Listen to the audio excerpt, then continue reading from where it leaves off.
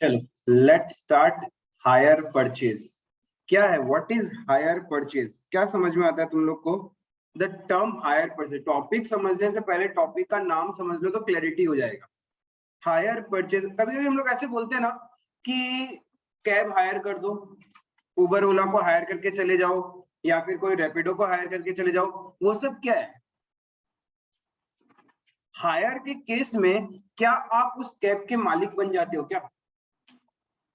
Higher word doesn't mean कि आप उसके ट्रू ऑनर हो, बट जब तक आप उसमें बैठे हो, do you feel like a honour?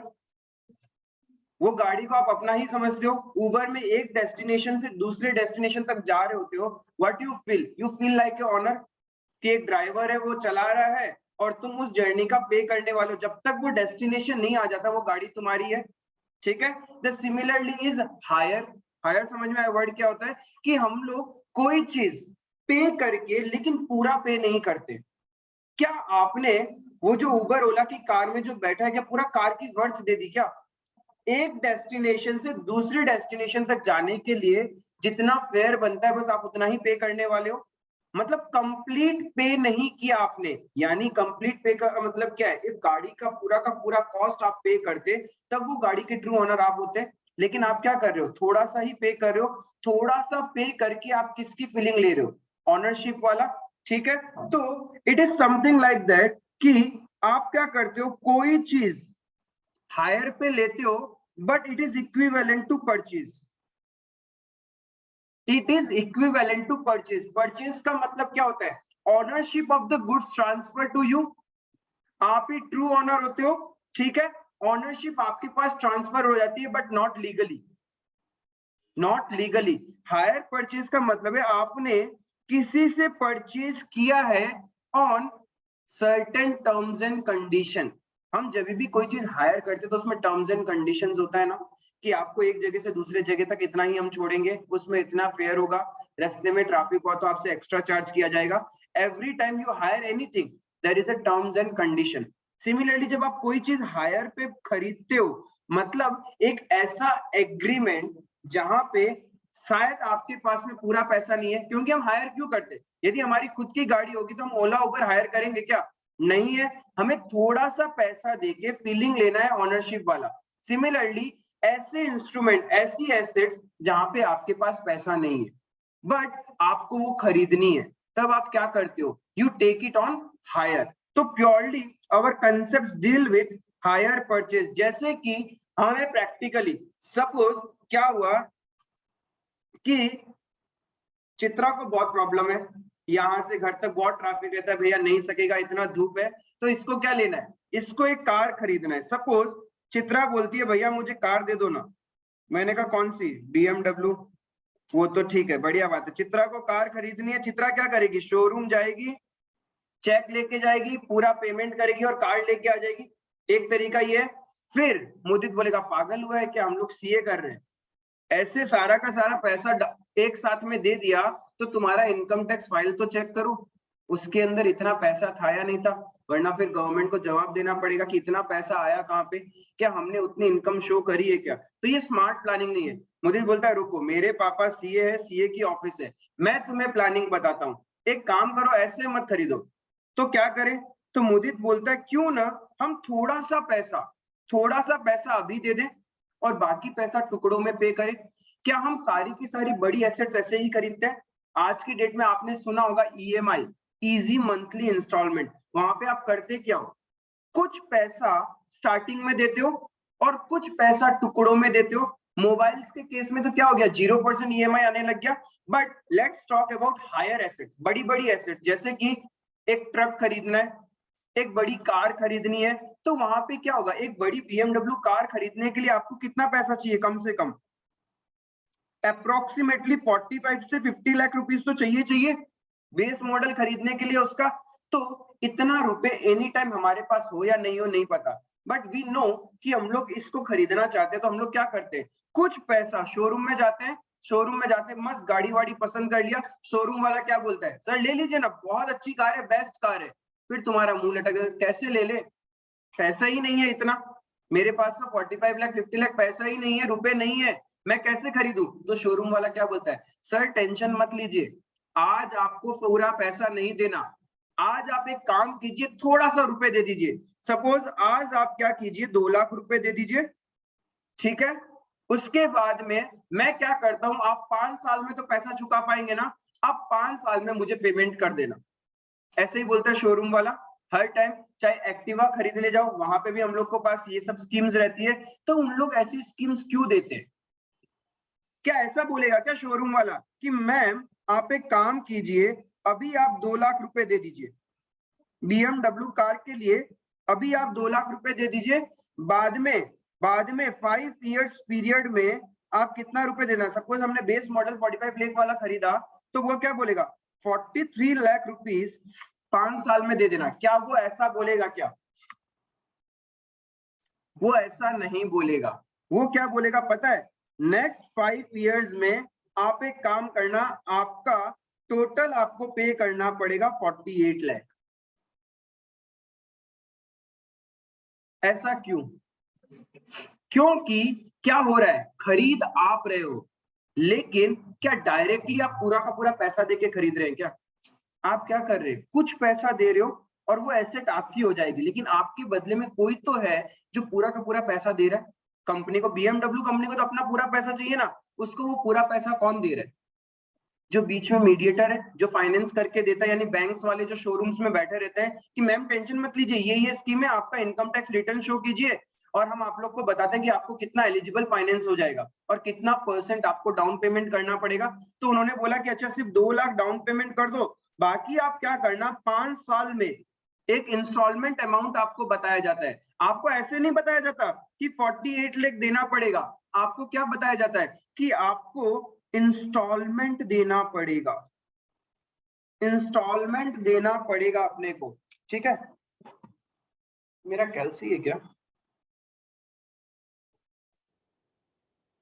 ठीक है, तो वो क्या बोलेगा कि मैम आप टेंशन मत कीजिए, सर आप टेंशन मत लीजिए, आपको 5 साल में बाकी गाड़ी का पेमेंट करना है। वो आपसे ये हिडन कॉस्ट छुपा लेगा, वो ये छुपा देगा आपसे।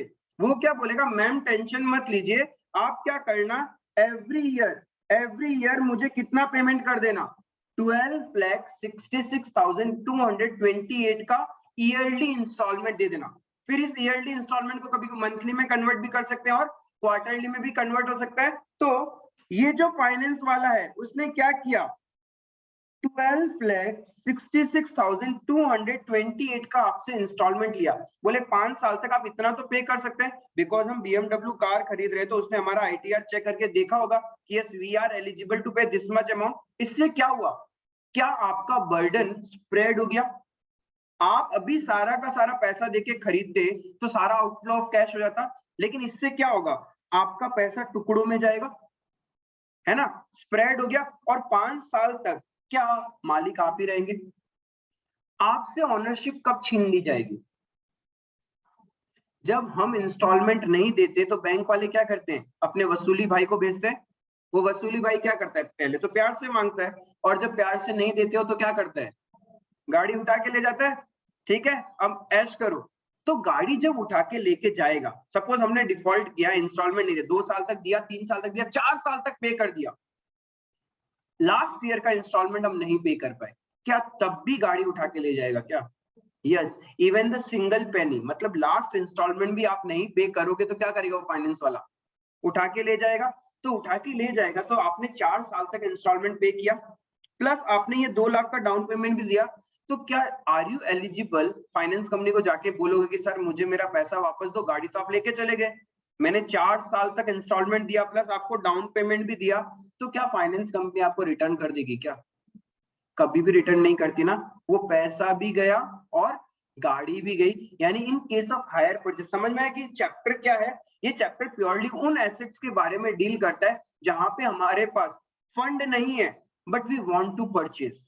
ठीक है, हमारे पास पैसा नहीं है, बहुत हाई वैल्यूज एसेट है, जैसे कि सपोज बहुत सारी कंपनियां क्या करती है, आपने स्कूल बसेस देखी होगी, ठीक है, स्कूल बसेस में क्या होता है, हाइपोथिकेटेड वर्ड लिखा हुआ होता है लगभग हर स्कूल बस में, या फिर तुमको ट्रक्स वगैरह में दिखेगा। वो हाइपोथिकेशन क्या है? हाइपोथिकेशन इज नथिंग कि पूरा का पूरा स्कूल ने स्कूल बस का पूरा पेमेंट नहीं किया जिस कंपनी से खरीदा है, इसका पेमेंट किसी और ने किया है, ये बस एक्चुअल में उनकी है, ठीक है।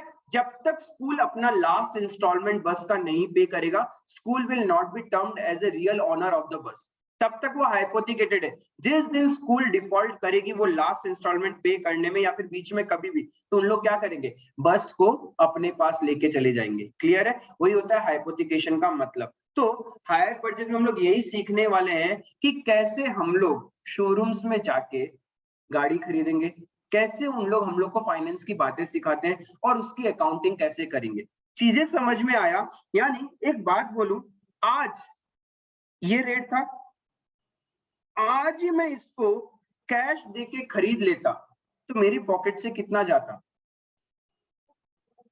कैन आई से the cash price of asset is 45 lakh, लेकिन 45 लाख रुपए तो पॉकेट में है नहीं अपने, तो क्या करना पड़ेगा, इंस्टॉलमेंट बनवाना पड़ेगा। जब भी, अरे आप लोग आईफोन, जैसे बहुत लोग वो होते शो ऑफ वाले, पैसा नहीं है बट आईफोन लेके घूमना है, पैसा नहीं है बट महंगी बाइक्स लेके घूमनी है, फिर वो क्या करते हैं, इंस्टॉलमेंट में जिंदगी चलाते हैं, कुछ पैसा डाउन पेमेंट करते हैं। डाउन पेमेंट का मतलब क्या होता है, ऑन द स्पॉट जो थोड़ा सा अमाउंट हम पे करते हैं regarding the cost of asset, उसी को अपन डाउन पेमेंट बोलते हैं। फिर हम कुछ इंस्टॉलमेंट्स बनवा लेते हैं, कभी कभी कोई 3 साल की, कभी कोई 5 साल की, कभी 10 साल की, इस तरीके से हमारा इंस्टॉलमेंट चलता रहता है।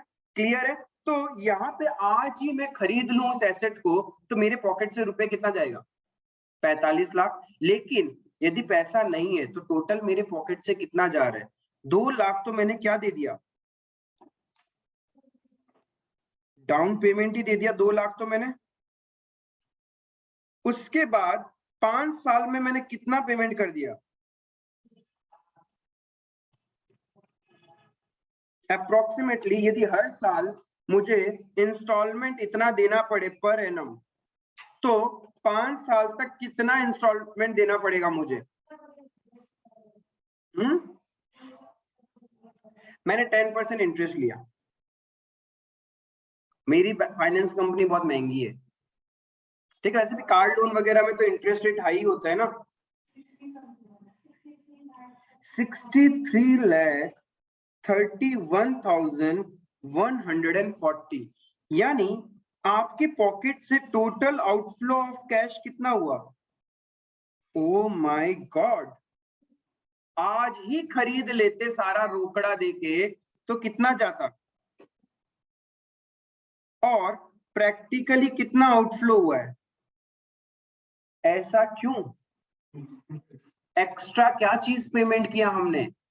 ये दोनों का डिफरेंस कितना हो गया अपना, 18,31,140। ये सारा हाइपोथिकेटेड है, ठीक है, ये सारा हाइपोथिकेटेड एग्जांपल है अपना। तो यहाँ पे ये डिफरेंस जो एक्स्ट्रा पेमेंट किया, क्या चीज का किया और क्यों किया? कैन आई से this is our finance charge, जिसको हम सरल शब्दों में बोलते हैं इंटरेस्ट कॉस्ट। क्या ये हमें इंटरेस्ट कॉस्ट देना चाहिए क्या? ऑब्वियसली, हमने फाउंडेशन में टाइम वैल्यू ऑफ मनी पढ़ा था। आप तो क्या कर रहे हो, आज 2 लाख रुपए दे रहे हो और घर पे 45 लाख की कार लेके आ गए, तो आपके बिहाफ में किसी ने आज 43 लाख कंपनी को पे किया है, ठीक है। तो वो 43 लाख कंपनी को उसने दिया है, तो कैसे दिया होगा? यदि आपके बिहाफ में उसने कंपनी को नहीं दिया होता, वो पैसा वो क्या करता, इन्वेस्ट करता, उस इन्वेस्टमेंट के ऊपर वो इंटरेस्ट अर्न करता ना। क्लियर है? या फिर आपको वो फाइनेंस कंपनी आपको लोन नहीं देती, आप क्या करते, कहीं और से 43 लाख का लोन लेते, क्या उस पे इंटरेस्ट देते ना। This is called time value of money.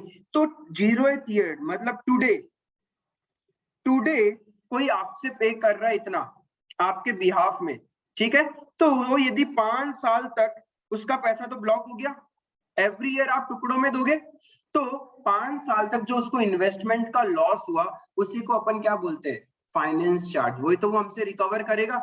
As a normal prudent businessman आप भी यही करते हैं, जब आप किसी के बिहाफ में पैसा इन्वेस्ट करते हैं तो आप उससे सिर्फ इन्वेस्टमेंट वैल्यू लेते हैं या उसके एडिशन में इंटरेस्ट भी उससे लेते हैं? इंटरेस्ट भी लेते हैं ना, इसीलिए ये जो कंपनीज होती है हमसे इंटरेस्ट लेती है। अब ये इंटरेस्ट रेट वेराई करती है, ये interest rate time to time vary करती रहेगी मेरी, ठीक है। समझ में आया कि क्या हुआ कि आज ये खरीद लो तो कितने रुपए में मिल जाता? 45 लाख। लेकिन आपने क्या किया, आज नहीं खरीदा, पूरा का पूरा पैसा देके आपने क्या किया, 2 लाख रुपए आज दिए, बाकी भाड़े में खरीदा है। ये तो इंस्टॉलमेंट में खरीदा है, इज व्हाट, इंस्टॉलमेंट में खरीदने का मतलब हो गया भाड़े में परचेज किया है, आप थोड़ा थोड़ा थोड़ा थोड़ा करके पे करोगे, ठीक है। लेकिन एसेट तो आज ही आपके घर में आ चुकी है, तो इससे रिलेटेड आपको अकाउंटिंग करनी होती है।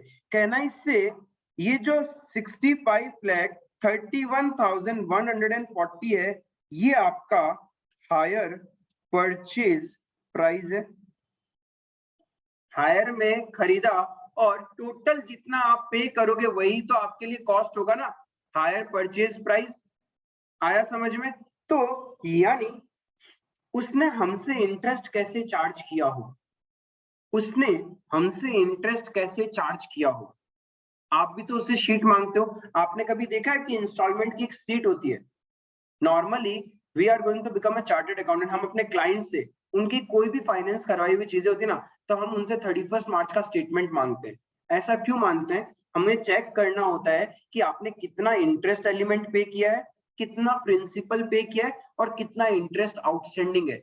क्योंकि हमें तो पता है ना कौन सी चीज करंट लायबिलिटी में शो करनी है, कौन सी करंट एसेट्स, कौन सी नॉन करंट एसेट्स, और यदि कोई इंटरेस्ट आपका एजुकेशन से रिलेटेड है तो उसका एग्जम्पशन कहाँ मिलेगा, डिडक्शंस कैसे मिलेगी, वो सारी चीजें तो हमें पता है, बट हमारे क्लाइंट को नहीं पता होता। तो हम लोग क्या करते हैं, उनसे इंटरेस्ट कैलकुलेशन सीट मांगते हैं कि आपने जो लोन ले रखा है ना, बैंक के पास जाइए और 31 मार्च तक का हमें स्टेटमेंट ला के दीजिए कि इस लोन के रिगार्डिंग आपने कितना प्रिंसिपल पे किया है और कितना इंटरेस्ट पे किया है। समझ में आया? इन प्रिंसिपल और इंटरेस्ट आपने पढ़ा होगा। इंस्टॉलमेंट का मतलब क्या होता है? इंस्टॉलमेंट का मतलब क्या होता है? दैट इंक्लूड्स टू एलिमेंट, एक होता है प्रिंसिपल और एक, उसी को तो इंस्टॉलमेंट बोलते हैं, ईएमआई।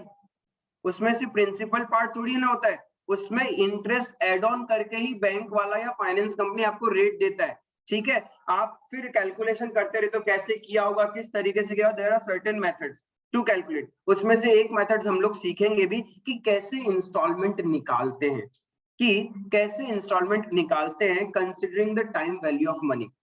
क्योंकि ये सारा इंस्टॉलमेंट क्या है, it's a amount where they will be charging interest from you. Interest किस लिए चार्ज कर रहे हैं? क्योंकि वो आपके लिए पैसा इन्वेस्ट कर रहे हैं। तो यहाँ पे क्या होगा, टाइम वैल्यू ऑफ मनी आ चुका है। क्लियर है? तो इंस्टॉलमेंट का मतलब समझ में आया। अब ये इंटरेस्ट लेते कैसे उन लोग? आपने क्या किया, आज 0th पीरियड में, ये आपका ईयर है, 0th ईयर में आपने क्या किया, टुडे, जीरो बोलूं या टुडे बोलूं बात तो एक ही है ना। आपने आज कितना डाउन पेमेंट कर दिया?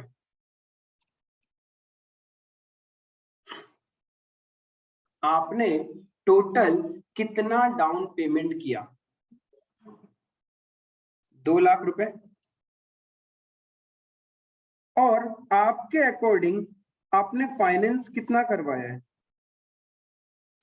43 लाख का आपने फाइनेंस करवाया है। 43 लाख ही तो आपने फाइनेंस करवाया है।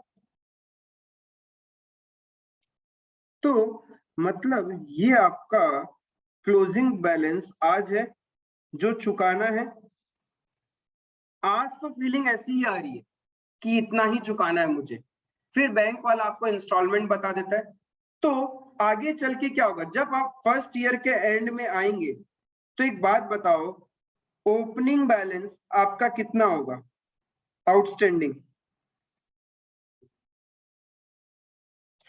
क्या 43 लाख आपका आउटस्टैंडिंग था? फिर आपने इंस्टॉलमेंट पे किया होगा कितना?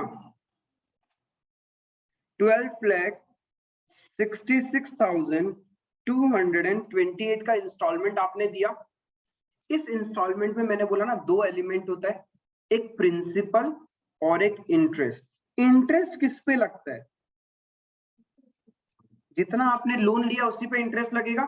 Suppose the rate of interest is 10%, suppose the rate of interest is 10%, तो पहले साल आपने कितना इंटरेस्ट दिया होगा? 4,30,000 यही दिया होगा आपने। तो आपने कितना प्रिंसिपल पेमेंट किया?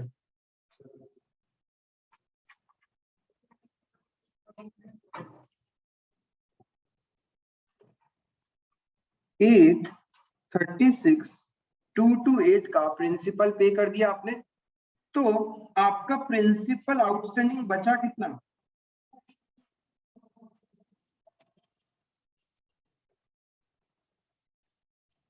34,63,772।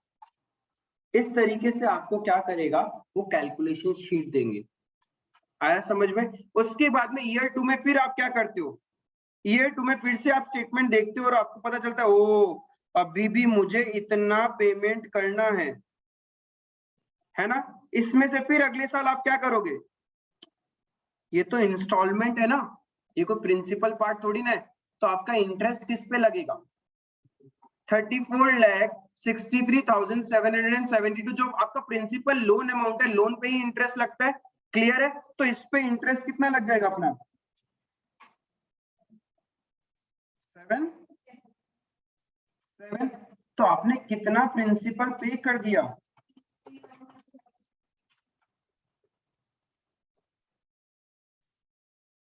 919,851। ये प्रिंसिपल आपने पे कर दिया, इतना ही तो किया होगा। हमेशा ध्यान रखना फाइनेंस की फील्ड में जब आप आगे जाके सीखोगे, इफ आपने कोई चीज फाइनेंस करवाई है 15 साल या 10 साल की और 5 या 6 साल का इंस्टॉलमेंट का टाइम पीरियड निकल चुका है, फिर आपके पास अच्छा खासा चंक ऑफ अमाउंट जमा हो चुका है, कभी भी बैंक वालों को पूरा पेमेंट मत करो। क्यों मत करो? ऐसा क्यों? जब पैसा इतना अच्छा खासा है तो बचा अच्छा है ना, पेमेंट कर दो, इंटरेस्ट बंद हो जाएगा तुम्हारा। ऐसा नहीं करना चाहिए। जब आपके लास्ट के 2 या 3 ही इंस्टॉलमेंट बचे हो ना, मत करो।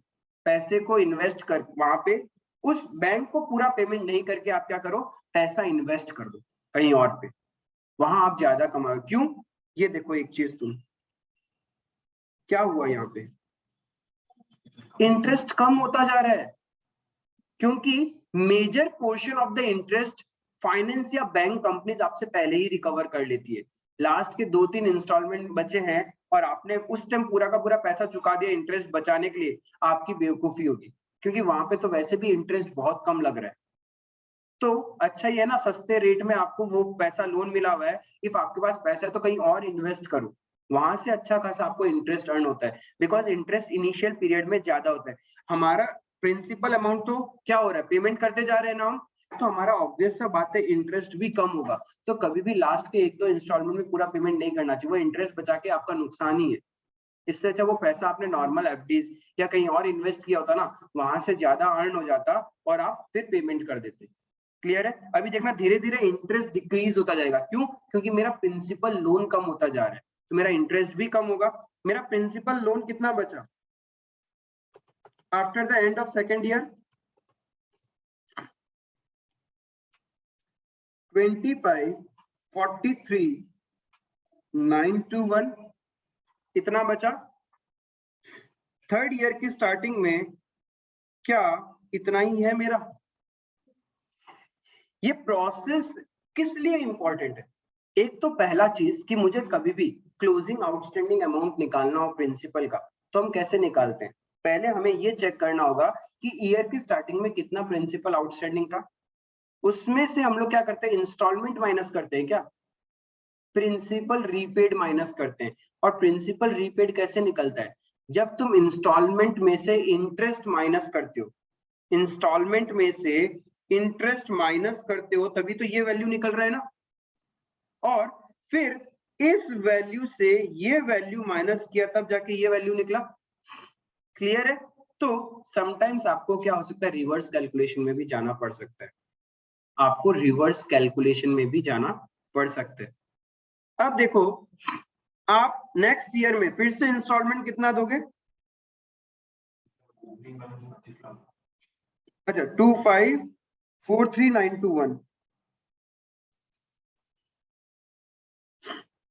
फिर आपने इतना इंस्टॉलमेंट दे दिया, तो बताओ आपने इंटरेस्ट कितना दिया होगा? 254392। माय गॉड, इंटरेस्ट तो कम पे कम होता जा रहा है। तो बेवकूफ होंगे हम लोग अब जाके चौथे या पांचवें इंस्टॉलमेंट में सारा पे कर दिया तो भाई चलने दो, लोन चलने दो, कोई बात नहीं, पैसा है बचा के रखो अपने पास में। तो यहाँ पे हमने प्रिंसिपल कितना पे कर दिया? 10,11,836। इतना हमने प्रिंसिपल पे कर दिया। तो हमारा आउटस्टैंडिंग कितना है?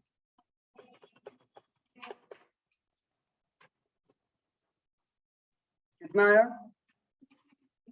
15,32,085। क्या ये आपका आया? क्लियर है? उसके बाद में क्या होता है? फोर्थ ईयर के स्टार्टिंग में मेरे पास आउटस्टैंडिंग कितना होगा? इतना ही होगा। क्लियर है? तो यहाँ पे फिर से इंस्टॉलमेंट कितना पे करेंगे? इतना पे करने वाले हम लोग। तो मेरा इंटरेस्ट कितना जाएगा?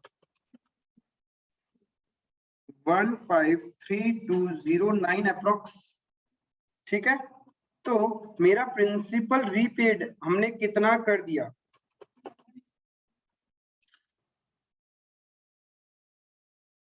तो आउटस्टैंडिंग कितना है? 4,19,066। ठीक है? We are at the year third year, last year में आ चुके, फिफ्थ ईयर में। अब एक चीज हमेशा ध्यान रखना फिफ्थ ईयर के केस में, अब तुम देखना फिफ्थ ईयर में क्या होने वाला है। तुम इंस्टॉलमेंट तो इतना ही दोगे, राइट? सबसे पहले प्रिंसिपल, यहाँ आपका प्रिंसिपल जीरो होना ही होना है। यहाँ आपका प्रिंसिपल जीरो होना है because it was the last installment. तो बचा हुआ पैसा आपका क्या हो जाएगा? इंटरेस्ट। ये आपको इंटरेस्ट ऐसे ही कैलकुलेट करना है, 847,162। ज्यादा आ गया क्योंकि ये हमने रैंडम फिगर्स लिए थे। ईएमआई जो हमने निकाली थी 10% से रैंडम फिगर्स के अकॉर्डिंग निकाली थी, इसलिए ऐसा है। ठीक है? कभी इस तरीका का सिचुएशन नहीं रहेगा। बट आपको कैलकुलेशन समझ में आया कि लास्ट इंस्टॉलमेंट में हमेशा क्या करते हैं हम लोग कि सबसे पहले पूरा प्रिंसिपल पे करते हैं, फिर बचा हुआ पैसा जो है आपका वो इंटरेस्ट का एलिमेंट माना जाता है, वहां वो थोड़ा सा राउंडिंग ऑफ होगा। ठीक है? वो इस टाइप के फिगर्स नहीं क्योंकि यहाँ पे एक रैंडम फिगर्स है। बट समझ में आया कैसी शीट मिलती है तुम लोग को? कुछ ऐसी ही शीट मिलती है। बट वहां पे क्या होता है, इंटरेस्ट अलग होता है, प्रिंसिपल अलग होता है, इंस्टॉलमेंट का वैल्यूज अलग होता है, पहले कितना आउटस्टैंडिंग था, ईयर एंड में कितना आउटस्टैंडिंग है, ये सारी कैलकुलेशंस आपको करनी पड़ती है। इसी के बेसिस पे हम लोग क्या करते हैं? अकाउंटिंग करते हैं। इसी के बेसिस पे हम लोग क्या करते हैं? अकाउंटिंग करते हैं। क्योंकि there are two parties in case of hire purchase. कौन कौन इन्वॉल्व हुआ इसके अंदर? एक वो इंसान हम लोग जो खरीद रहे, ठीक है, कि हम लोग को क्या बोलेंगे लोग? Hire purchaser. यही तो बोलेगी दुनिया में, हायर परचेजर। और एक कौन होता है? एक वो जो हमें सेल कर रहा है, सेलर बोलो या वेंडर बोलो, बात तो एक ही है। तो उसको अपन क्या बोलते हैं? Higher vendor. अब ये दोनों ही डिस्टिंक्ट पर्सन है, तो दोनों ही अपने अपने बुक्स में अकाउंटिंग करेंगे ना। ठीक है? हायर परचेजर क्या बोलेगा? मैंने एसेट खरीदा है और टाइम टू टाइम मुझे उसका पे करना है। हायर वेंडर क्या बोलेगा? मैंने एसेट सेल किया है और हायर परचेजर से पैसा लेना है। हायर परचेजर क्या बोलने वाला होगा? हायर परचेज बोलेगा कि मेरे पास तो एसेट आई है और इसके बदले में मुझे किसको पैसा देना है। तो हायर वेंडर क्या बोलेगा? मुझे हायर परचेजर से पैसा लेना है और वो हायर परचेज सेल बोल देगा इसको। उसका तो मेन काम ही यही है। क्लियर है? फिर क्या होगा? इंस्टॉलमेंट ड्यू किया जाएगा, इंस्टॉलमेंट का पेमेंट किया जाएगा। इस तरीके से कहानी चलती रहेगी। यानी पहला जो एलिमेंट आपको क्वेश्चन पूछ सकता है कि हायर परचेज प्राइस क्या होता है, what is higher purchase price.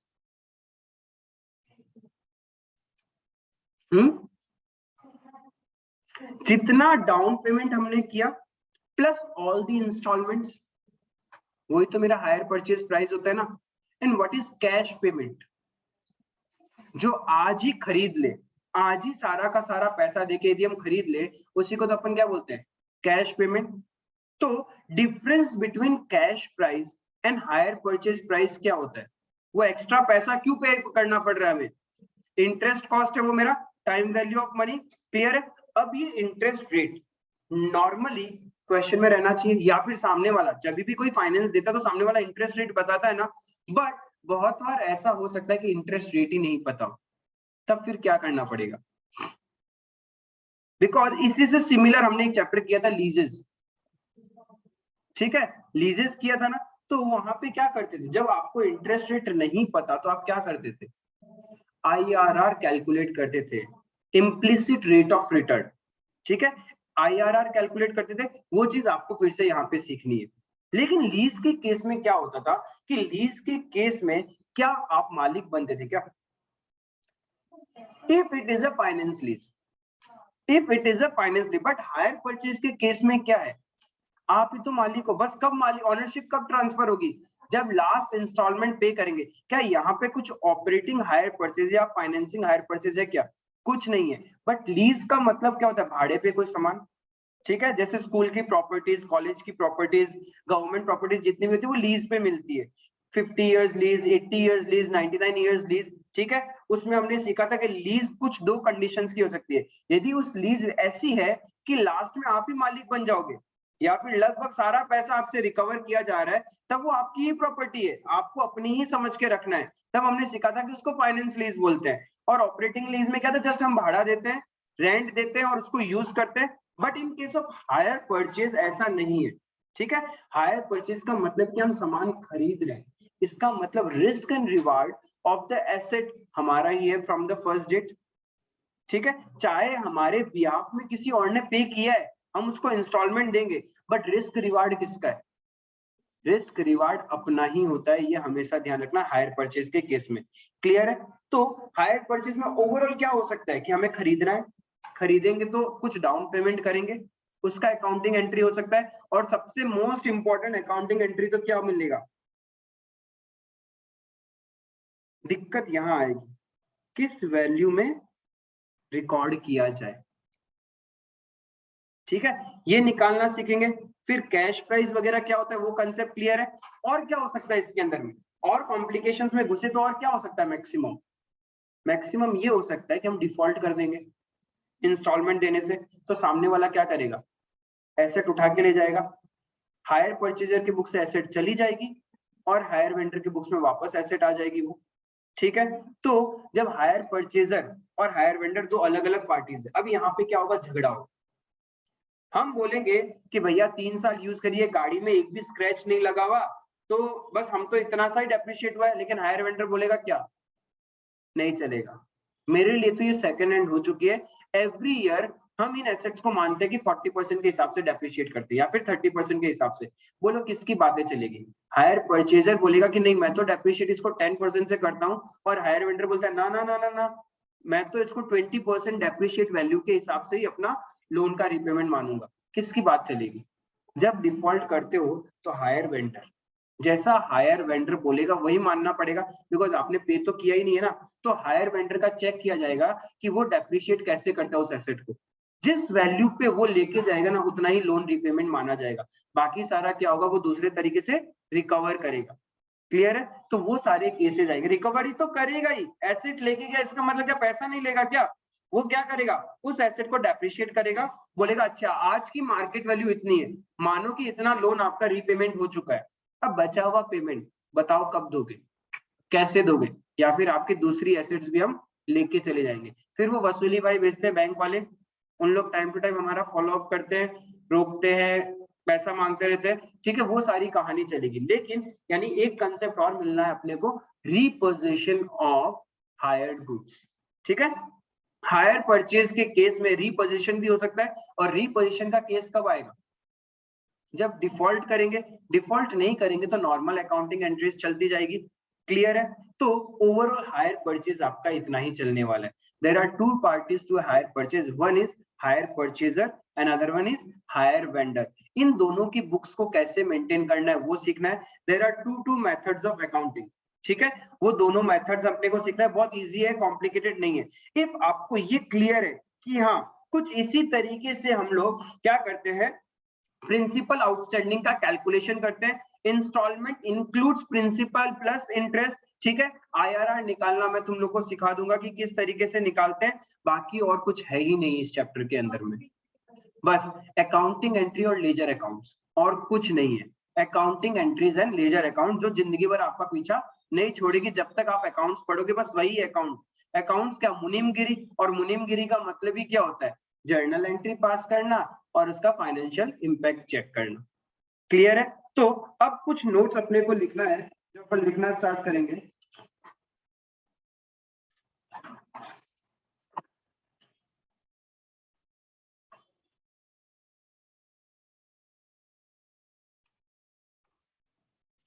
ये सारी बातें जो मैंने अभी आपको बताई आप लोग नोट डाउन करेंगे।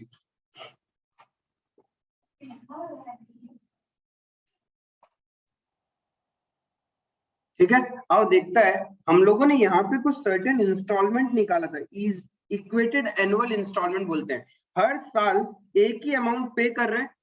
बेसिकली ये निकालते कैसे, ये सीखते हैं। सबसे पहले ये बैंक वाले जो होते हैं या फाइनेंस कंपनी वाले कैसे हम लोग को बोल देते हैं कि सर एक काम कीजिएगा, हर साल इतना रुपए का इंस्टॉलमेंट दे देना, या फिर एवरी मंथ इतना इंस्टॉलमेंट दे देना, या फिर एवरी क्वार्टर इतना इंस्टॉलमेंट दे देना। कुछ तो करते होंगे ना वो लोग, कुछ तो कैलकुलेटर में ऐसे ऐसे ऐसे ऐसे करते हैं और फिर बोलते हैं अच्छा सर आप जितना फाइनेंस करवा रहे हो उसका आपको एवरी एनुअल इतना इंस्टॉलमेंट देना पड़ेगा, या फिर इतना क्वार्टरली और इतना हाफ ईयरली देना पड़ेगा। लेट्स से सपोज कि हमने एक एसेट परचेज किया, एसेट परचेज किया। क्या परचेज किया भाई? लेटेस्ट क्या आ रहा है? आईफोन कौन सा? 13 प्रो मैक्स। बाबा रे, सपना बहुत बड़ा है, जल्दी से सीए बनना पड़ेगा इसके लिए। तो पापा के पैसे से थोड़ी लेना है, आईफोन 13 प्रो मैक्स लेना है। 1.5 लाख रुपए, 1.5 लाख रुपए का। आप लोग के पॉकेट में 1.5 लाख है क्या? कहाँ भैया, सारा तो आप लोग फीस में लेके चले गए जितना बचाया था। ठीक है, तो 1.5 लाख तो नहीं है, थोड़ा बहुत तो बचा ही है, थोड़ा बहुत तो बचा ही है। लेना तो आईफोन 13 प्रो मैक्स ही है, मेरे दोस्त के पास भी वही है, लेना तो वही है। ठीक है, लेना वही है।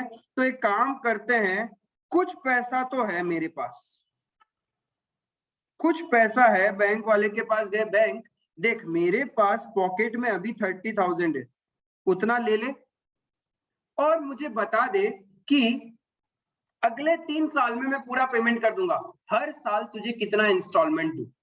ठीक है, तो हम लोग क्या करवाने वाले, फाइनेंस करवाएंगे। डाउन पेमेंट 30 दे दिया, तो बैंक बोलता है अच्छा बचे हुए 1,20,000 तुम मुझे 3 साल में 3 इंस्टॉलमेंट में पेमेंट करोगे, यानी पर एनम 40 तुम कहना चाहते हो कि 40,000 3 एनुअल इंस्टॉलमेंट में तुम पे कर दोगे। 3 एनुअल इंस्टॉलमेंट में आपको हम पे कर देंगे। यदि 3 एनुअल इंस्टॉलमेंट में पे करोगे, इसका मतलब आप कैसे कैलकुलेशन करोगे पता है? पूरा शाना बुद्धि कि 1,50,000 का फोन है, 30,000 हमने अभी आपको दे दिया, बचा कितना? 1,20,000। बैंक एक बार तुम मेरे बिहाफ में दे दो ना। बैंक बोलता है ओके, फिर तुम मुझे कब दोगे? बैंक बोलेगा बैंक मैं आपको 3 साल में एवरी ईयर 40,000 करके पे कर दूंगा या कर दूंगी। बैंक बोलता है वेरी गुड, गेट लॉस्ट। मुझे क्या चैरिटी हाउस समझ के रखा है? 1,20,000 का फोन जो तुम मुझसे फाइनेंस करवा रही हो और मुझे वापस कितना रीपे करोगे? 1,20,000। बेवकूफ समझा है? इससे अच्छा मैं अपना पैसा क्या करूंगा, कहीं और इन्वेस्ट करके कमा लूंगा। तुम्हें 3 साल तक लोन देके मेरा फायदा क्या हुआ? कोई ऐसे देगा क्या फाइनेंस? अरे आज की स्कीम छोड़ दो, वो 0% फाइनेंस जो होती है वो सब ऐसे ही होता है। बट ये जस्ट छोटा एग्जांपल आईफोन का लिया है। प्रैक्टिकली हायर परचेज हम लोग क्या करते हैं, गाड़ियों के केस में अकाउंटिंग एंट्रीज वगैरह ज्यादा होती है, बिकॉज ये मोबाइल वगैरह तो क्या हो गया, पर्सनल एसेट्स। ठीक है, तो बड़ी बड़ी एसेट्स में ज्यादा काम आता है। तो यहाँ पे 3 एनुअल इंस्टॉलमेंट, क्या ऐसे बोलने से चलेगा क्या? बैंक बोलेगा बक, नॉर्मली भी मेरे से कोई पर्सनल लोन मांगने आता है तो मैं इंटरेस्ट लेता हूं 10% से, तो बैंक क्या करेगा? फिर बैंक आपको एक इंस्टॉलमेंट अमाउंट कैलकुलेट करके देगा, ठीक है। वो ये इंस्टॉलमेंट, यानी इसको अपन क्या बोलते हैं? Equated annual installment. ये तरीका कब एप्लीकेबल होता है? क्योंकि आपने देखा होगा कि इंस्टॉलमेंट का अमाउंट ना चेंज नहीं होता, इट इज फिक्स। हर महीना इतना इंस्टॉलमेंट देना है तो देना है, हर क्वार्टर में देना है तो देना है, और एनुअली देना है तो देना है। इट इज इक्वेटेड, ठीक है। अब ये निकाला कैसा होगा? बैंक ने टाइम वैल्यू ऑफ मनी को फैक्टर लगाया होगा। बैंक ने सोचा होगा आज 1,20,000 तुम्हें दे रहा हूं, तो आज मैंने कहीं इन्वेस्ट कर दिया होता, उस 1,20,000 पे 10% का इंटरेस्ट तो मिलता है ना। फिर तुम क्या करती? 40,000 बैंक को वापस चुका देती, तो बैंक का लोन तो अभी भी 80,000 है। 80,000 प्लस इंटरेस्ट, उसके भी ऊपर इंटरेस्ट, तो बैंक का वो भी तो रिकवरी करना है। तो बैंक कैलकुलेशन इतना तुम्हें समझाएगी तो बैंक का दिमाग खराब हो जाएगा। तुम बोलोगे अच्छा हमारे ही पैसे से हमसे ही कमा रहे हो, ना ना ना ना, नहीं चलेगा। तो बैंक क्या करती है? प्यारा सा एक कैलकुलेशन करती है। कैसे कैलकुलेशन करती है?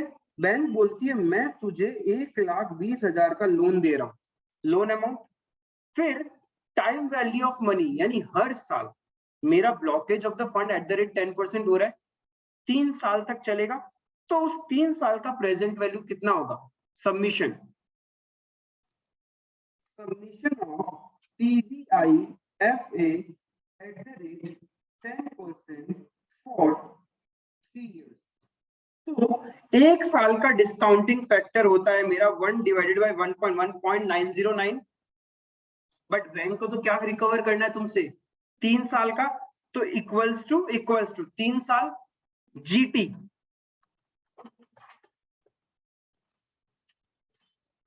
2.48685 अप्रोक्स। तो बैंक बोलती है 1,20,000 डिवाइडेड बाय 2.48685, कितना वैल्यू आ रहा है?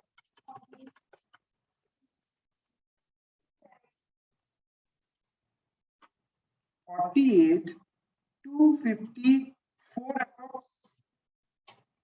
इतना का इंस्टॉलमेंट बैंक, हाँ किसमें? नहीं, तो बहुत ज्यादा क्लोज नहीं आएगा फिर फिगर तुम्हारा। जब तुम्हारे पास डेसिमल्स बहुत ज्यादा हो ना, तो थोड़ा लंबा तक लो, क्योंकि यहाँ पे अमाउंट की, रुपए की बात हो रही है, ठीक है। और रुपीज को राउंडिंग ऑफ करने, जैसे 0.33 होता है ना, हम लोग क्या बोलते हैं, थोड़ा सा आगे तक लो, ताकि क्या होता है, अप्रोक्सीमेशन करेक्ट हो। आप जितने कम डेसिमल्स लोगे उतना ज्यादा डिफरेंस आएगा।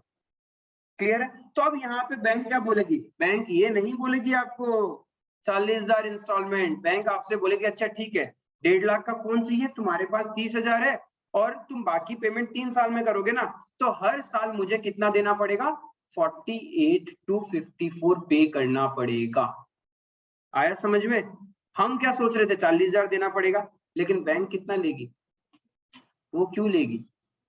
इंटरेस्ट, इसी को बोलते हैं इक्वेटेड एनुअल इंस्टॉलमेंट। हमेशा बैंक ऐसे ही कैलकुलेट करती है।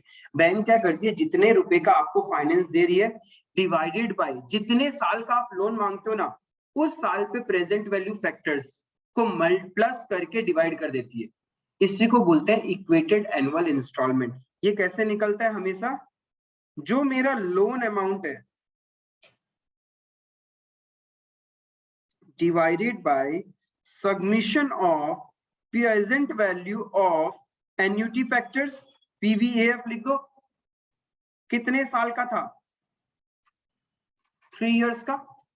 5 होता तो 5 साल का, 10 होता तो 10 साल का। इस तरीके से बैंक आपका इंस्टॉलमेंट का अमाउंट को कैलकुलेट करती है। इंटरेस्ट के ऊपर इंटरेस्ट लेती है। 20% कैसे हो गया?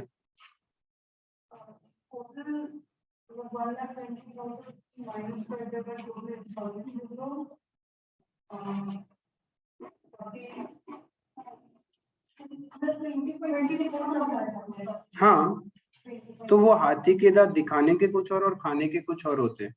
इंटरेस्ट के ऊपर इंटरेस्ट नहीं लेती है क्या बैंक? लेती है। बैंक इसी तरीके से आपका इंस्टॉलमेंट अमाउंट डिसाइड करती है। लेकिन इसीलिए तो इंटरेस्ट अपना हर बार क्या होता है, रिड्यूस होता है। क्यों? क्योंकि हम प्रिंसिपल रीपेमेंट करते रहते हैं। इफ प्रिंसिपल रीपेमेंट नहीं करो और इंटरेस्ट पे इंटरेस्ट चढ़ता जाए ना, तो फिर ये रेट और महंगा चल जाएगा। This is the way we calculate equated annual installment. एक तरीका ये है, ठीक है, जहां पे बैंक क्या करती है, फिक्स अमाउंट से आपको बता देती है कि हर साल आपको इतना इंस्टॉलमेंट पे करना है। लेकिन कभी कभी क्या होता है, बैंक आपको बताती है कि हर साल इतना इतना पे करना है, इंस्टॉलमेंट बताती है, लेकिन ऐसे नहीं बताती, इक्वेटेड नहीं होता।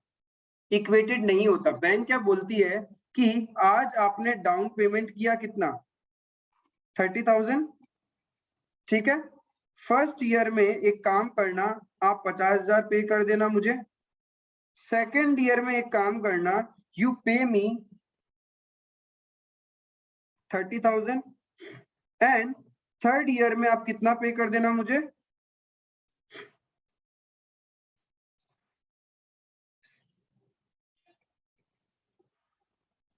50,000 पे कर देना। कभी कभी ऐसा भी बोलते हैं, जहां पे आपका इक्वेटेड एनुअल इंस्टॉलमेंट नहीं चलता है, ऐसा बोला तो प्रॉब्लम क्या है, यहाँ पे प्रॉब्लम ये है, हम हमारे बुक्स में एसेट को रिकॉर्ड कितने पे करें, हमारे पॉकेट से तो टोटल पैसा इतना जाएगा, this is the total outflow of cash जो हमारे पॉकेट से होना है, कितना होना है, 1,60,000। क्या हमें इस वैल्यू पे एसेट को रिकॉर्ड करना चाहिए क्या? नहीं। क्यों? क्योंकि वी आर एट प्रेजेंट। तो हमें क्या चाहिएगा, आज से 1 साल बाद 50,000 का पेमेंट करोगे, आज से 2 साल बाद तुम 30,000 का पेमेंट करोगे, और आज से 3 साल बाद 50,000 का पेमेंट करोगे, राइट? तो सारा का सारा पेमेंट इफ आज ही कर दे हम, तो वही मेरे लिए एसेट की वैल्यू है, because asset is recorded at cash price. Asset is recorded at cash price. आज जितना तुम पे कर दोगे वही तो तुम्हारे लिए एसेट की कॉस्ट है। जैसे BMW कार 45 लाख, लेकिन उसके ऊपर पे करना पड़ा 63 लाख, तो वो एक्स्ट्रा अमाउंट क्या था, इंटरेस्ट था ना। तो इंटरेस्ट इज एन एक्सपेंस, ठीक है। ये इंटरेस्ट क्या कॉस्ट का पार्ट बनता है क्या? जब आप लोन लेते हो तो क्या इंटरेस्ट कॉस्ट का पार्ट बनना चाहिए क्या? AS16 बोरोइंग कॉस्ट आपको सिखाएगा कि इंटरेस्ट कॉस्ट का पार्ट बनता है, लेकिन कैसा इंटरेस्ट? जब आप कोई क्वालिफाइंग एसेट्स बना रहे हो, आपने बनी बनाई गाड़ी खरीदी है, उस पे जो लोन लिया है ना, उस पे जो इंटरेस्ट पे कर रहे हो, वो आपकी कॉस्ट का पार्ट नहीं है, ठीक है। जैसे कि आप एक बिल्डिंग बना रहे हो, आपके पास एक कंस्ट्रक्शन प्रोजेक्ट है, आप वो बना रहे हो, उसमें पैसा भी बहुत ज्यादा चाहिए, तो आपने क्या किया, बैंक से लोन ले रखा है। तो हमने पढ़ रखा है एसेट की डेफिनेशन में कि जब तक एसेट पुट टू यूज की कंडीशन में नहीं आ जाती, उससे रिलेटेड जो भी खर्चा होता है, it becomes part of the cost of asset, ठीक है। तो यहाँ पे जब तक वो बिल्डिंग बन के रेडी नहीं हो जाती, तब तक तुम जितना बैंक को इंटरेस्ट पे करोगे ना, it becomes part of the cost, and such type of asset is termed as qualifying assets. Qualifying assets का मतलब क्या होता है, which take substantial period of time to get ready to use. जो चीज बनी बनाई है वो क्वालिफाइंग एसेट्स के डेफिनेशन में नहीं आता। इसीलिए हम लोग क्या कर रहे हैं, जो ये 23 लाख एक्स्ट्रा पे करने वाले हैं ना, that is termed as a interest expense, not cost. Interest expense माना जाएगा, उसको हम हमारा एक्स्ट्रा खर्चा मान रहे हैं। बुक्स में गाड़ी को कितने रुपीस पे रिकॉर्ड करेंगे, 45 लाख पे ही रिकॉर्ड करेंगे। इफ 1.5 लाख का आईफोन आपने खरीदा और इंटरेस्ट मिला के 1,60,000 पूरा लाइफ टाइम में पे करना पड़ेगा, but the cost of the iPhone will be 1,50,000, क्योंकि आज तुमसे कोई दूसरा खरीदेगा तो वो तुम्हें क्या बोलेगा कि मार्केट में तो 1,50,000 का ही मिलता है। तुम उसको ऐसे बोलोगे क्या, 1,50,000 का मिलता है तो क्या हुआ, मैंने तो लोन ले रखा है, उस पर इंटरेस्ट भी। लोन तुमने लिया है, तुम गरीब हो, मेरे पास पॉकेट में पैसा है 1.5 लाख, मैं आज पूरा 1.5 लाख देके ले सकता हूं ना। तो बुक्स में रिकॉर्ड भी कैसे होता है, on cash price, because in case of a ready to use asset, interest is not a part of the cost. समझ में आया कि AS16 बोरोइंग कॉस्ट का रेफरेंस क्यों दिया, क्योंकि क्वालिफाइंग एसेट, जैसे आप एक मशीन बनवा रहे हो, एक कुछ मशीन होती है बनी बनाई आती है, हम इंस्टॉल कर देते हैं, बट मशीन्स को खरीदना बड़ा अमाउंट चाहिए, कभी कभी 2 करोड़ 5 करोड़ 10-10 करोड़ की मशीन होती है, तो थोड़ी ना सब कोई बिजनेसमैन के पास पैसा होता है वो फाइनेंस ही करवाते हैं, तो उस पे जो इंटरेस्ट पे करते हैं दैट्स एन इंटरेस्ट एक्सपेंस है, उसका प्रॉफिट एंड लॉस के डेबिट में आएगा। लेकिन सपोज आप मशीन्स बनवा रहे हो, अपने हिसाब से डिजाइनिंग वगैरह करवा रहे हो, तो वो क्या है, डायरेक्ट तो यूज नहीं कर सकते, उसको सर्टेन टाइम पीरियड लगेगा। तो वहां पे जब तक वो बन नहीं जाती तब तक जितना इंटरेस्ट आप पे कर रहे हो ना, it is a capital expenditure, और वो आपका इंटरेस्ट कॉस्ट उस मशीन की कॉस्ट में ऐड हो जाएगा। क्लियर है? तो वहां पे हमारा इंटरेस्ट कॉस्ट जरूर ऐड होगा, बट यहाँ पे हायर परचेज के केस में आप जो खरीदते हो ना, आप बनी बनाई एसेट खरीदते हो जिसमें आपको कुछ नहीं करना, बस लाना है और यूज करना है। उस कंडीशन में आप जितना भी इंटरेस्ट पे करोगे it is a part of the expense, profit and loss के डेबिट में ही जाता है वो अपना। तो यहाँ पे we cannot record our assets at 1,60,000. Why not? Because this value includes interest, and अभी अभी हमने समझा कि only in case of qualifying assets interest cost का पार्ट बनता है। बट ये तो क्या है, फोन आपको लाओगे उसमें 2-3 महीना लगेगा क्या यूज करने के लिए, असेंबलिंग करना पड़ेगा, कुछ भी नहीं करना ना, जस्ट क्या है, ऑन करो, सिम डालो एंड रेडी टू यूज है। तो उस कंडीशन में हम लोग को एसेट हमेशा किस वैल्यू पे रिकॉर्ड करना होता है, आज की वैल्यू पे, जिसको अपन क्या बोलते हैं, आज की वैल्यू को क्या बोलते हैं, कैश प्राइस। ठीक है, कैश प्राइस प्रेजेंट वैल्यू। तो हमें क्या करना पड़ेगा, प्रेजेंट वैल्यू निकालना पड़ेगा।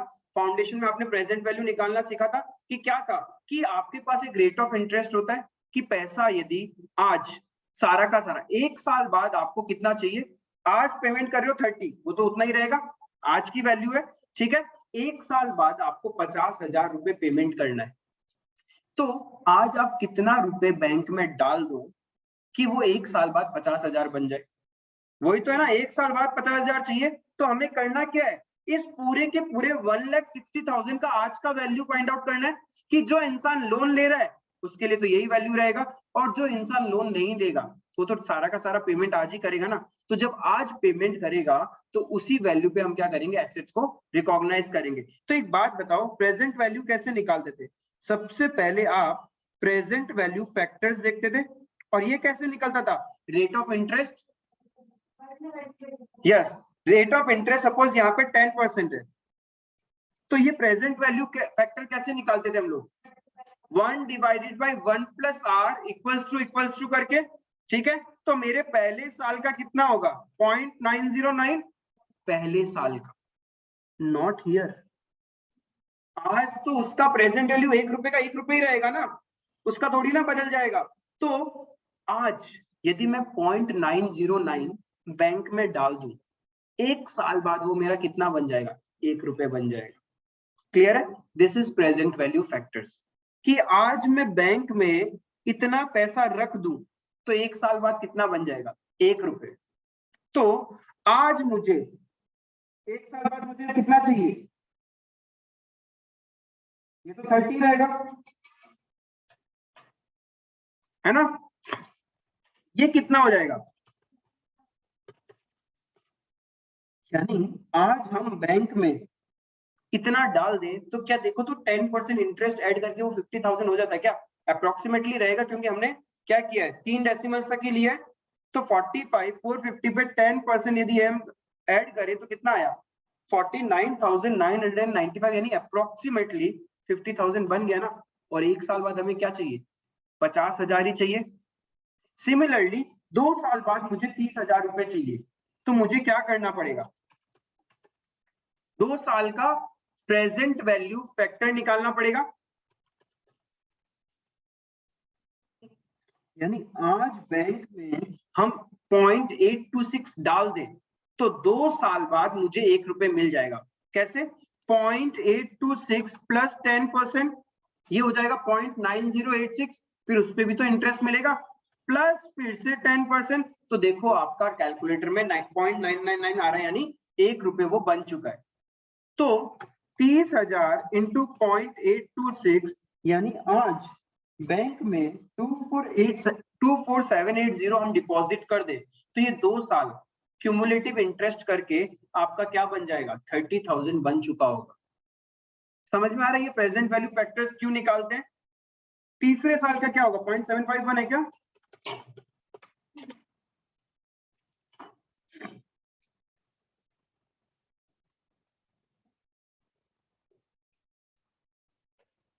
यानी 37,550 उतना पैसा आज मैं बैंक में डालूं तो ऑटोमेटिकली 10% इंटरेस्ट की रेट से 3 साल बाद मेरा पैसा कितना बन जाएगा?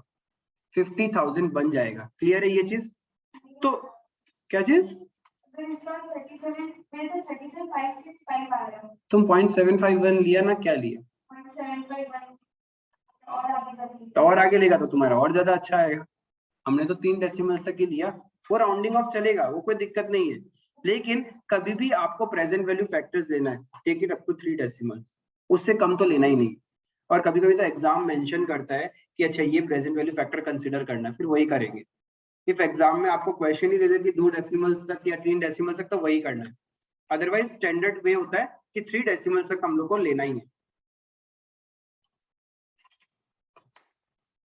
अब देखो, यानी आज पूरा का पूरा पेमेंट कर देंगे तो कितना करना पड़ता?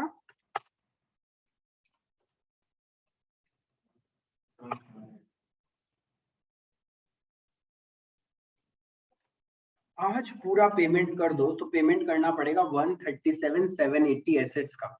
लेकिन हम तो क्या कर रहे हैं, आज तो पूरा पेमेंट कर नहीं रहे, आज तो सिर्फ 30,000 पे कर रहे हैं। तो 3 साल बाद हमारे पॉकेट से टोटल कितना जाएगा? 1,60,000। तो difference is what? Difference is interest. तो एक बात बताओ, प्रैक्टिकली अब सोचो, तुम एसेट खरीद के लाए, आईफोन खरीद के लाए, सबसे पहले तुम क्या एंट्री करोगे? आईफोन, इसको मैं एसेट का नाम दे दूं, एसेट अकाउंट डेबिट।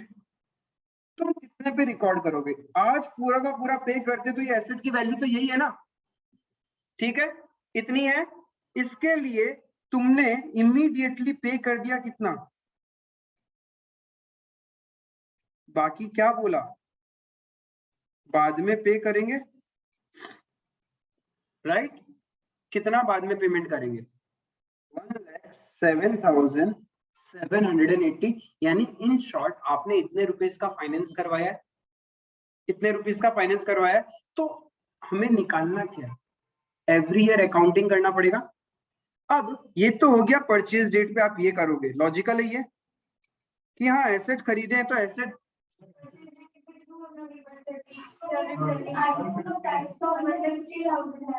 आप जितना पे करोगे that is the cash price for you ना। क्योंकि हमने इसमें अभी तक इंटरेस्ट कंसीडर नहीं किया है। ये इंटरेस्ट एलिमेंट आया कहाँ है अभी तक?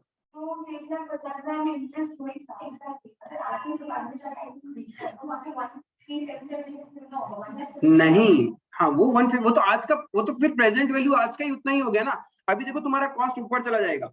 जस्ट सी कि कैसे कॉस्ट ऊपर जाएगा। जब तुम क्या करोगे, इंस्टॉलमेंट ड्यू करोगे, पहला इंस्टॉलमेंट ड्यू करोगे तो क्या बोलोगे? इंस्टॉलमेंट ड्यू करने के लिए तुम क्या बोलोगे? Hire purchase, hire vendor account debit to installment due. आपको इंस्टॉलमेंट का पेमेंट करना है, आप क्या एंट्री करोगे? Hire vendor debit to installment. कितना पे करना है इंस्टॉलमेंट? पहला इंस्टॉलमेंट कितना था अपना? 50,000।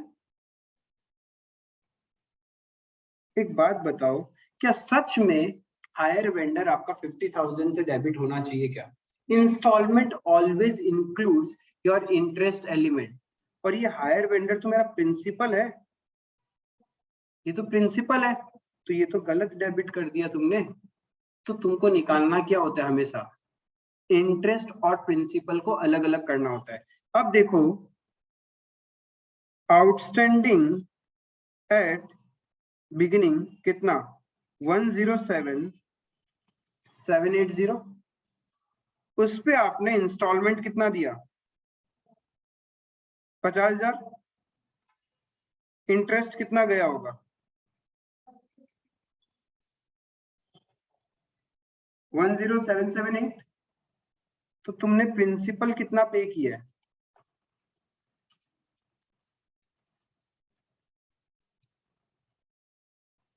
39,222।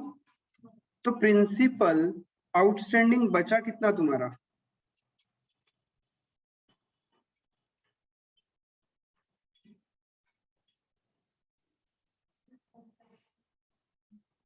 कितना बचा? 68,558। तो इसके लिए आप अकाउंटिंग क्या करोगे? आपकी पॉकेट से पैसा कितना गया? 50,000। लेकिन आपसे जो हायर वेंडर मांगता था उसके रिगार्डिंग आपने कितना पेमेंट किया?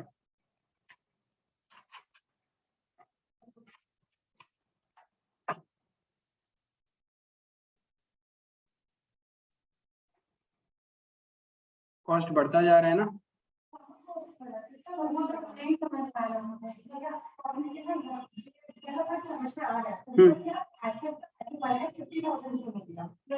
क्या चीज? अरे वो तो हमने, हाँ वो तो हमें पता था कि 150, ये हमें पता ही नहीं है कि आज का वैल्यू कितना है। अरे वो तो हमें पता था। अरे यहाँ पे जो हमने लिया ना ये iPhone 13 Pro Max, ये वाला पार्ट तो हमें पता था, ठीक है। लेकिन जब हमें पता ही नहीं हो, ये वाला पार्ट नहीं पता है, ठीक है। तो ये वाली कंडीशन है कि हम एक एसेट खरीदने जा रहे हैं, 30,000 का डाउन पेमेंट किया और बाकी हम लोग ऐसे ऐसे इंस्टॉलमेंट में पे करने वाले हैं। तो हमें कुछ वैल्यू पे तो रिकॉर्ड करना पड़ेगा ना। किस वैल्यू पे रिकॉर्ड करेंगे? सबसे बड़ी गलती करते हैं हम, इस वैल्यू पे रिकॉर्ड कर लेते हैं एसेट को। But this is not the right value. क्यों? इंटरेस्ट भी इंक्लूड है और ये आज की वैल्यू नहीं है, ये तो फ्यूचर की वैल्यू है ना। 1,60,000 3 साल के एंड में जाके तुम्हारा टोटल पेमेंट होगा। बट आज का present value of the asset क्या है? यानी कोई भी ऐसी एसेट जिसको आप आज पे करोगे तो 137,780 पे करना पड़ेगा, और at the end of 3 year payment करोगे तो टोटल आपको पे कितना पड़ेगा? 1,60,000। हमने वो एग्जांपल लिया है, वो तो जस्ट टेंटेटिव बताया मैंने कि कैसे सेग्रीगेट करते हैं, ठीक है। वो 150 को जस्ट ऐसे एग्जांपल के लिए बोला कि आईफोन समझना था, वो वैल्यूज को नहीं कंसीडर करना था। तो यहाँ पे मेरा ये अकाउंटिंग एंट्री होगा। सेकेंड ईयर में क्या करोगे? ईयर 2 में आपका आउटस्टैंडिंग कितना है? इंस्टॉलमेंट 30,000, सेकेंड इंस्टॉलमेंट तो 30 था, तो इंटरेस्ट कितना जाएगा? 68, 56, 23, 144, कितना बचेगा?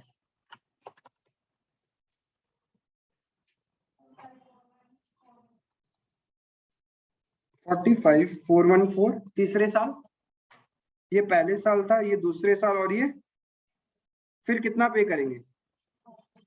उसमें से 45,414 तो पूरा ही चला जाएगा मेरा, तभी जीरो बचेगा। तो मेरा इंटरेस्ट कितना?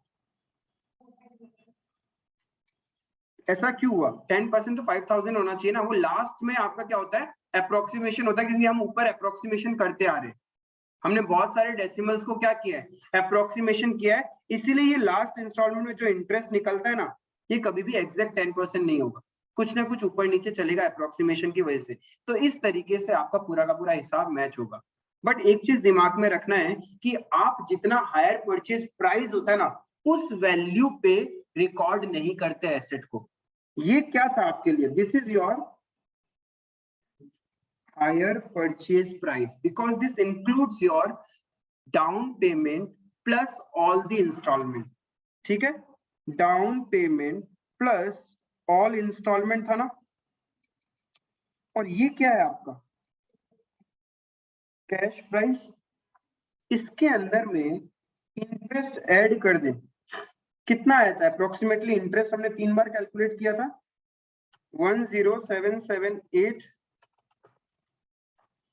6856 4586, यानी 22,220। 137,780 प्लस 22,220 अप्रोक्सीमेटली आ गया ना एग्जैक्ट?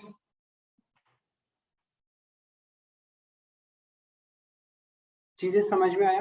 क्योंकि बहुत बार क्वेश्चन तुम लोग को डायरेक्ट एसेट की वैल्यू नहीं देगा, तो आपको बुक्स में रिकॉर्ड तो करना है ना। बुक्स पे रिकॉर्ड किस वैल्यू पे होगा? It is always recorded at cash price. यानी आज उस एसेट की कितनी वैल्यू है मार्केट में, कि पूरा का पूरा कैश पे कर दें, उतने भी तो रिकॉर्ड करेंगे हम। फिर जाके आपको क्या करना पड़ेगा, हर साल इंटरेस्ट का एंट्री भी करना है। तो इसके लिए आपको ऐसे करके एक चार्ट बनाना ही पड़ेगा, आपको सेग्रीगेट करना पड़ेगा एवरी ईयर कि इंस्टॉलमेंट में प्रिंसिपल एंड इंटरेस्ट को। ये चीज क्लियर है। बट प्रॉब्लम कहाँ आता है, प्रॉब्लम आता है जब आपके पास IRR रेट ही नहीं हो, I mean rate of interest ही नहीं पता हो 10%, तब हम एक IRR के तरीके से निकालेंगे। अब यही सोचो क्वेश्चन उल्टा चलता, क्वेश्चन उल्टा चलता, तब आप क्या करते, रिवर्स कैलकुलेशन। एक फिगर देता हूं मैं आपको। सपोज ईयर 3rd में आपने कितना पे किया होगा, 30,000। ईयर 3 में आपने पे किया एज्यूम करो ईयर 3 में आपने इंस्टॉलमेंट पे किया 55,000। ईयर 2 में आपने पे किया है 49,000। ईयर 1 में आपने पे किया है 53,000 और डाउन पेमेंट आपने दिया था 70,000।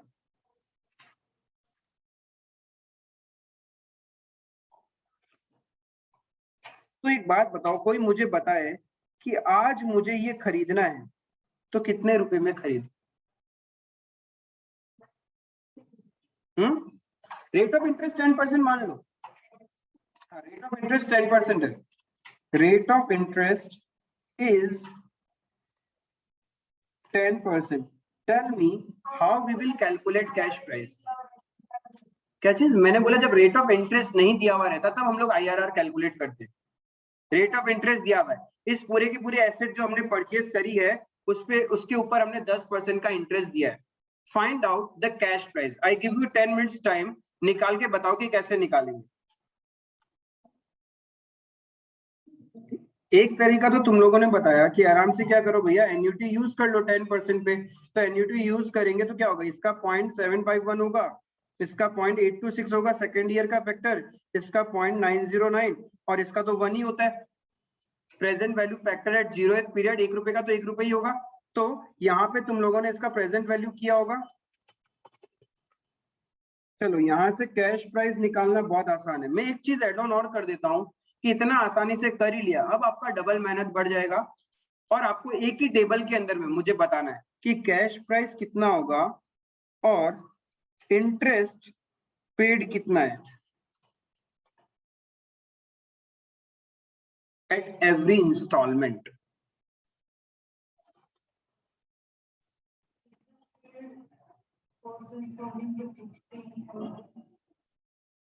फर्स्ट इंस्टॉलमेंट में नहीं,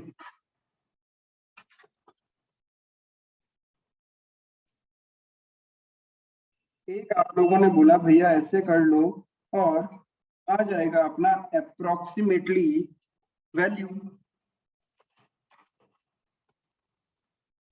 दैट इज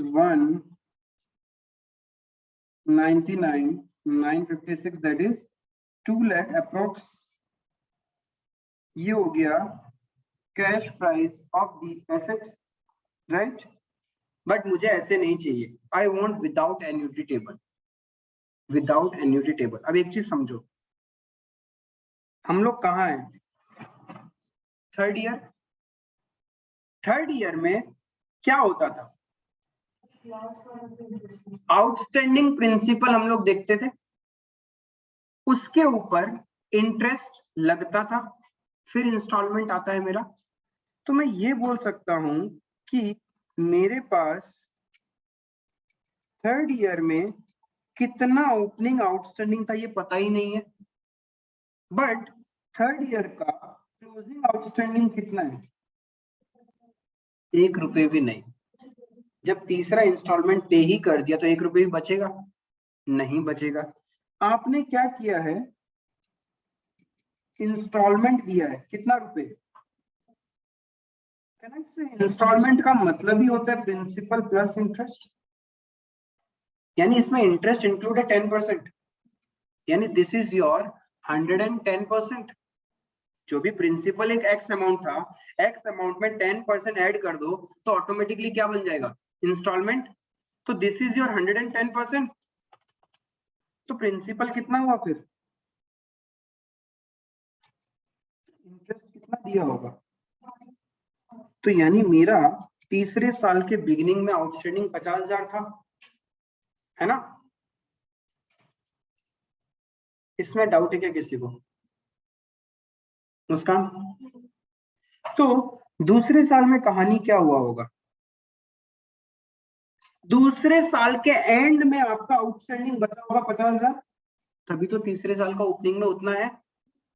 फिर दूसरे साल में आपने कितना इंस्टॉलमेंट दिया है, कितना installment, 49,000, and this includes principal plus interest, है ना।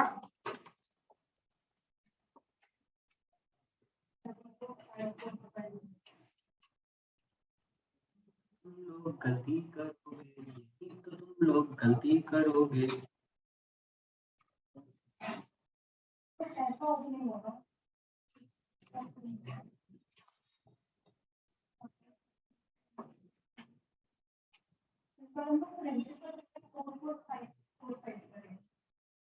नहीं, 4410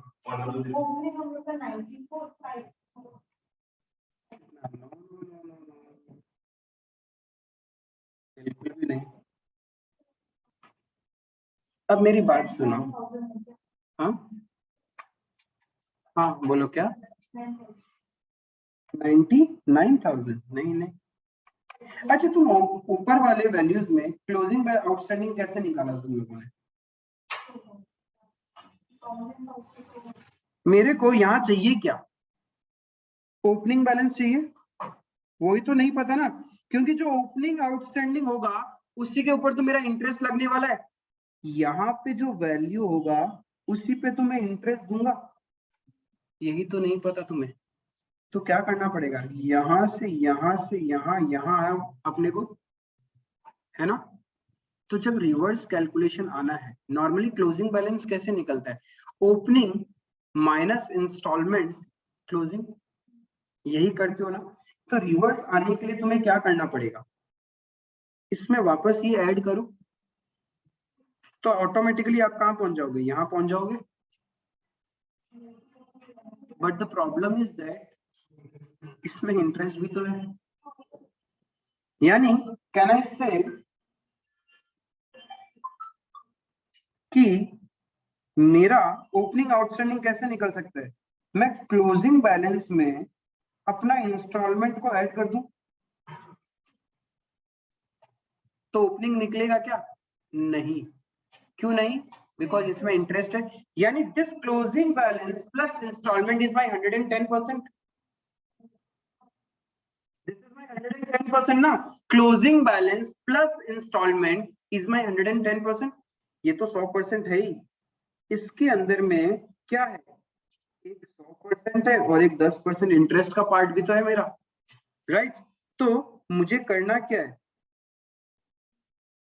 yes, divided by 100 plus rate,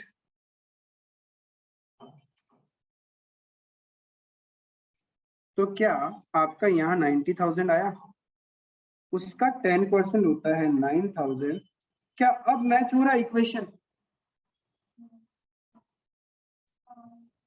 फिर से रिवर्स कैलकुलेशन समझना। देखो ऊपर एक चार्ट बनाया था हमने, ये वाला, इसमें क्या करते थे तुम लोग, जो ओपनिंग आउटस्टैंडिंग होता था उसमें से इंटरेस्ट माइनस करते थे तब ये आता था, है ना।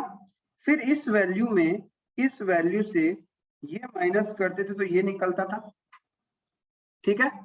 अब मुझे यहां तक पहुंचना है, क्वेश्चन ने ये नहीं बता रखा, ये नहीं बता रखा और ये भी नहीं बता रखा, तो मैं कैसे पहुंच सकता हूं, दिस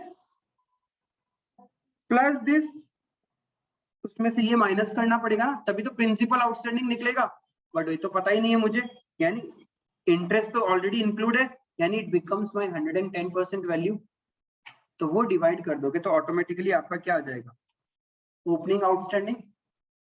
तो पहले साल के बिगिनिंग में कितना आउटस्टैंडिंग था, फिर से इंस्टॉलमेंट कितना पे किया आपने, तो कैसे निकलेगा 90 प्लस 53 डिवाइडेड बाई 110%, उस पर 10% का इंटरेस्ट यानी 13,000, तो 40,000 का हमने क्या किया होगा, प्रिंसिपल पे किया है, और उसके बाद क्या किया, 0th पीरियड में वो तो है। तो मेरा कैश प्राइस कितना हो गया, 1,30,000 बिगनिंग में आउटस्टैंडिंग था, इतना का हमने क्या किया होगा, फाइनेंस करवाया है, प्लस डाउन पेमेंट कितना दिया हमने 70, वो तो क्वेश्चन में बताया था 0th पीरियड में। तो मेरा कैश प्राइस कितना हो गया 130 प्लस 70,000 2 लाख। टोटल इंटरेस्ट पे कितना किया है, इंटरेस्ट पे कितना किया हमने 27,000। So what is my higher purchase price? अब यहाँ पे देखो इसका टोटल करो,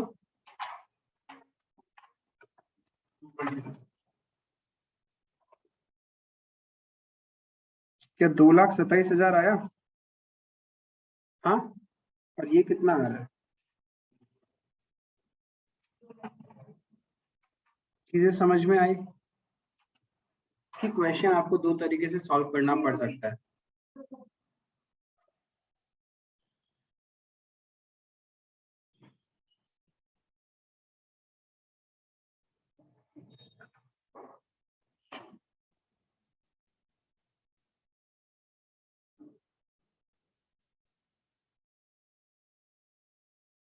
समझ में आया, इसको बोलते हैं विदाउट एन्युटी टेबल। हमने एन्युटी टेबल्स को यूज नहीं किया, बिकॉज जब आप एन्युटी टेबल को यूज करते हो तो आपको क्या करना पड़ता है, फिर से इंटरेस्ट के लिए अलग से बनाना पड़ेगा।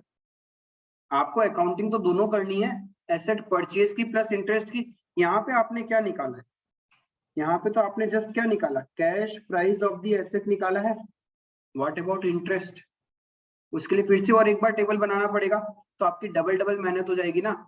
इसलिए उस डबल मेहनत से बचने के लिए if you have rate of interest given in the question you can use this method also, जहां पे रिवर्स कैलकुलेशन से आप क्या निकाल सकते हो, कैश प्राइस भी निकाल सकते हो, और आप क्या निकाल सकते हो, इंटरेस्ट वाला पार्ट भी निकाल सकते हो। इसको टोटल करते हैं तो 27 आया था ना,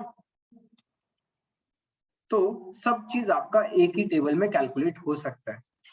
क्लियर है, तो this is one segment of the question जो हायर परचेज में अपने को मिलेगा। अब उससे रिलेटेड अपन कुछ क्वेश्चंस देखते हैं, उसके बाद आगे चल के इसकी अकाउंटिंग करना सीखेंगे। पहला चीज दिमाग में क्या बैठा हम लोग का कि कैश प्राइस क्या होता है, it is the price which we if paid now, तो कितना देना पड़ेगा, टोटल पूरा का पूरा रोकड़ा आज ही अपन पे कर दे तो कितना जाएगा, that is the cash price. Higher purchase price क्या होता है, हायर परचेज प्राइस क्या होता है, आज का प्राइस प्लस उस पे इंटरेस्ट लगा के टोटल जितना मेरे पॉकेट से जाएगा एट द लास्ट इंस्टॉलमेंट, उसी को अपन क्या बोलते हैं, हायर परचेज प्राइस। इसको दो तरीके से बोल सकता हूं मैं, आज का वैल्यू प्लस इंटरेस्ट एलिमेंट, ये हो गया हायर परचेज प्राइस। या फिर मैं और क्या बोल सकता हूँ, डाउन पेमेंट, आज जितना थोड़ा सा पैसा दिया plus all the installments, because installment includes the interest element, तो ये मेरा निकल जाएगा hire purchase price. Hire purchaser always records the asset at which value, higher purchase value or at cash price, because asset तो हमेशा cash price पे ही record होगा ना, जो आज की उसकी वैल्यू है। ठीक है, उसके बाद में हम लोग इंटरेस्ट को एक्सपेंस मानेंगे और एक के बुक्स में इनकम आएगा, वो सब अकाउंटिंग करना सीखेंगे। Yes, present value itself is the cash price, present value itself is the cash price. तो इस पर्टिकुलर एक सेगमेंट ऑफ क्वेश्चन में आपके पास एक ही चीज रह जाता है, दैट इज आईआरआर कैलकुलेट करना सीखना। ठीक है, वो विद द क्वेश्चन अपन सीखेंगे। उसके बाद क्या मिलेगा इस चैप्टर के अंदर में, इस चैप्टर में मिलेगा जो चीज कैलकुलेशन हमने करनी सीखी है उसकी अकाउंटिंग कैसे करनी है, उसकी सिंपल अकाउंटिंग। हमने एसेट खरीदेंगे, उसको इंस्टॉलमेंट पेमेंट करेंगे, बुक्स में इंटरेस्ट का ड्यू एंट्री आएगा और लास्ट में इंटरेस्ट और डेप्रिसिएशन क्लोज कर देंगे। एसेट तो हमारी है तो हम डेप्रिसिएशन भी चार्ज करेंगे। एक सेगमेंट वो मिलेगा और एक सेगमेंट क्या मिलेगा, जहां पे हम डिफॉल्ट करेंगे और हायर वेंडर आएगा और हमारी एसेट छीन के ले जाएगा हमसे, ठीक है। लेकिन वहां पे भी कॉम्प्लिकेशंस कब आएगा, नहीं आएगा ऐसा कि बोलेगा कि हमने 10 एसेट्स हायर परचेज पे खरीदी, उसमें से एक एसेट लेके जा रहा है और आपको लेजर अकाउंट बनाना है, अकाउंटिंग एंट्रीज नहीं करनी, तो उस पर्टिकुलर एसेट्स को वो जो लेके जा रहा है उसके ऊपर प्रॉफिट और लॉस ऑन रीपोजिशन निकालना पड़ेगा, ठीक है। तो वहां पे एक कैलकुलेशंस आएगी, बाकी इस पूरे के पूरे चैप्टर में कुछ है ही नहीं। सिंपल सा, जब जब आपको ये चैप्टर रिवाइज करने, आप दिमाग में क्या रखोगे कि आप एक कार परचेज करने जा रहे हो शोरूम में, क्या होगा कि पूरा पैसा अपने पास होता नहीं है, तो कुछ पैसा हम डाउन पेमेंट करेंगे और कुछ पैसा उन लोग बोलेंगे इतना इतना इंस्टॉलमेंट में दे देना, ठीक है। तो हमें सबसे पहले क्या है, कार खरीदी तो उसकी अकाउंटिंग, उसके बाद जैसे जैसे पेमेंट करते जाएंगे उसकी अकाउंटिंग करनी है, उससे ज्यादा पूरे चैप्टर में कुछ भी नहीं। क्लियर है? हाँ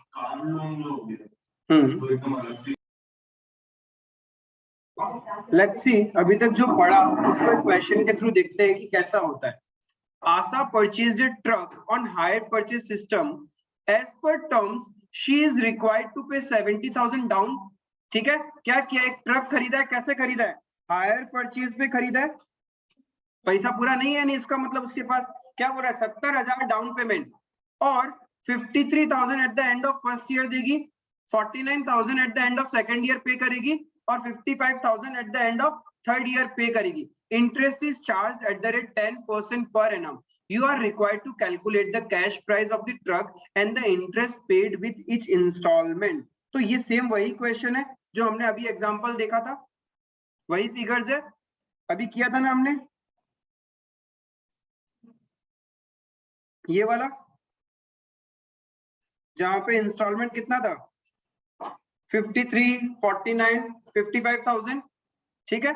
अब यहाँ पे देखो कि क्वेश्चन में क्या है कि क्वेश्चन में बता रखा कि इतना इतना पे करेंगे, but the problem is that कि कैश प्राइस तो नहीं दे रखा ना कि आज ही इसको खरीदना है। जैसे हमने वो आईफोन वाला जो एग्जांपल लिया था वहां कैश प्राइस था अलग से, ठीक है, तो डायरेक्ट उसी पे ही अपन रिकॉर्ड करते तो एकदम टेंशन नहीं था। बट जब क्वेश्चन में कैश प्राइस दिया हुआ नहीं, मतलब आज का मार्केट वैल्यू नहीं दिया हुआ, तो सबसे पहले क्या करना पड़ेगा, आज का मार्केट रेट तो निकालना पड़ेगा कि आज ही मैं पूरा का पूरा पैसा दे दूं तो मेरे पॉकेट से कितना जाएगा। तो हमने क्या किया था, एन्युटी फैक्टर्स लगा के प्रेजेंट वैल्यू से किया था कि तुम्हारा क्या हो जाएगा 70,000। एक तो रिवर्स कैलकुलेशन ये वाला सीखा था, अभी अभी हमने सीखा था ना, जिससे इंटरेस्ट और कैश प्राइस दोनों एक साथ आ गया था। लेकिन आप लोगों ने जो होशियारी किया था एन्युटी टेबल करके, उसमें सिर्फ क्या निकला था, कैश प्राइस निकला था। उसके बाद फिर से एक कैलकुलेशन और करनी पड़ती जिससे आपका इंटरेस्ट निकलता। क्लियर है? तो वो डबल डबल मेहनत होती। जब आपको ये दोनों पार्ट निकालने तो आप क्या करना, हमेशा ये वाला तरीका यूज करना जिसमें थर्ड इंस्टॉलमेंट को पकड़ना, और आपने अभी अभी रिवर्स कैलकुलेशन में सीखा कैसे निकालते हैं। क्लियर है? ये रिवर्स कैलकुलेशन वाला तुम लोगों ने उतारा था ना, ये वाला हमने जो अभी किया था, ये वाला पार्ट।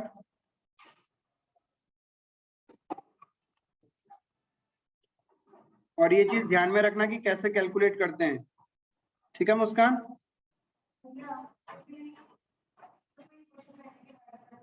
ठीक है, चलो फिर से एक बार मैंने किया था, एक बार तुम लोग अपने आप करो बिना सर्टेन नोट्स, बिना कुछ भी। फिर भी आप लोग को मैं बोलता हूँ हायर परचेज की जर्नल एंट्रीज आपको आती है। सपोज हमने ही ये एसेट खरीदा था, वी आर हायर परचेजर। तो एक बात बताओ, हायर परचेजर सबसे पहले क्या बोलेगा कि एसेट खरीदा है, तो उसको रिकॉर्ड करेगा। वो कैसे रिकॉर्ड करेगा, एसेट अकाउंट डेबिट, कितने की एसेट है उसके पॉइंट ऑफ व्यू से हमेशा किस वैल्यू पे रिकॉर्ड करते हैं, सॉरी कैश प्राइस नहीं, बट वी विल ऑलवेज से कैश प्राइस, बिकॉज क्वेश्चन खुद कैश प्राइस दे दिया, उस दिन क्या करोगे, ठीक है। तो कैश प्राइस कितना आएगा अपना, और इतना ही रुपीस आपको किसको देना है, हायर वेंडर को। अरे अभी तक तो बस सौदा हुआ है, शोरूम में गए, उसने बोला कि भैया 2 लाख की एसेट की कॉस्टिंग होगी। मैंने कहा ठीक है, एसेट मैंने खरीद लिया आपसे, तो बोलते हैं आप कितना दोगे अभी? मैंने कहा एक काम करो, अभी आप मेरे से 70,000 ले लो डाउन पेमेंट। तो hire vendor debit to bank account, क्या प्रैक्टिकली यही एंट्री करोगे? 70,000। उसके बाद में जब इंस्टॉलमेंट की बारी आएगी, तो क्या करेंगे? सबसे पहले इंटरेस्ट ड्यू किया जाएगा, क्योंकि इंस्टॉलमेंट इंक्लूड्स इंटरेस्ट, तो हम लोग को इंटरेस्ट देना है, तो interest is an expense for us. Interest account debit किसको देना है ये? तो पहले साल कितना इंटरेस्ट देना था? 13,000। क्लियर है? उसके बाद में क्या करेंगे? इंस्टॉलमेंट का पेमेंट करेंगे। Hire vendor debit to bank account, पहला इंस्टॉलमेंट कितना था? First installment 53,000।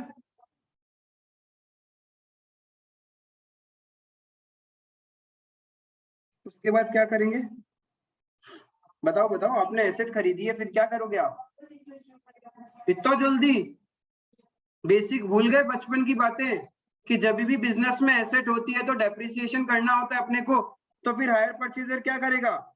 डेप्रिसिएट भी तो करेगा। Depreciation account debit to asset account, suppose 10% straight line method है, तो पहले साल कितना होगा? 20,000। क्लियर है? क्या मेरा पहले साल का अकाउंटिंग खत्म हो गया क्या?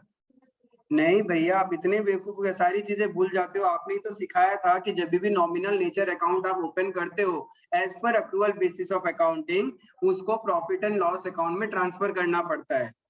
सब भूल जाता हूँ मैं आजकल। चलो कोई बात नहीं, तुम लोगों ने बोला तो करेंगे। Profit and loss account debit to interest account to depreciation account. कितना था इंटरेस्ट अपना?